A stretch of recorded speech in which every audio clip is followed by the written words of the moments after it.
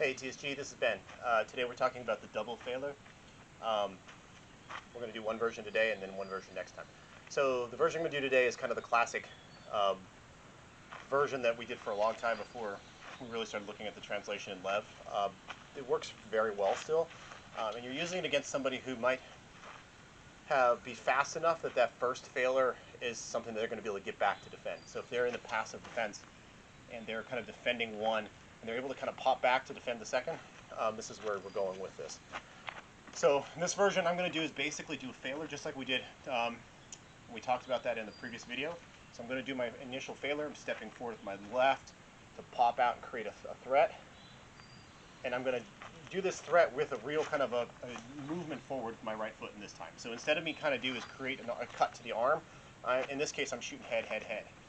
So what I'm going to do is I'm going to step, launch my first spare to the head, and then again I'm using a punching motion to keep this linear so that I can turn it into an actual arc on the other side. So I'm going to be going pop, and then when I get to there, I'm going to cut my first one around to the other side with the idea that they're probably going to get there to defend it.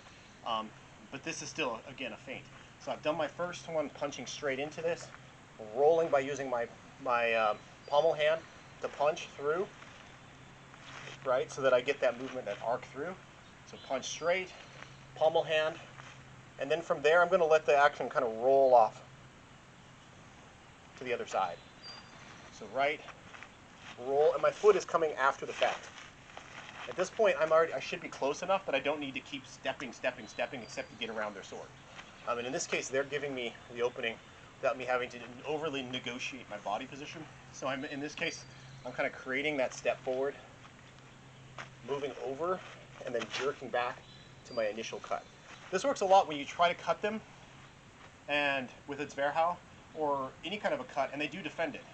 And you're like, okay, I want to cut, I want to create the opening where they're already at. So if I've cut to him to his upper left opening, and I want to hit him in that upper left opening, I'm pulling off to make it seem like I'm cutting somewhere else, and then coming right back to that same opening. So, boom, there. My feet, after I've done that initial approach, so I'm doing my initial approach in this case with my step forward with my right foot. So I'm here, I should already be in range to hit them without having to kind of keep pushing that distance closer with them. So I'm here, and then it's 1, 2 to clear that opening. 1, 2. So initial cut, roll, cut.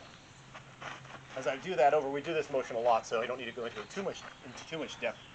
But it is me coming here, cutting around to this side, and then I'm going to do is drop my tip and pull my hands up to create that rolling motion. So it ends up being cut, roll, cut, cut, roll, cut, cut, roll, cut,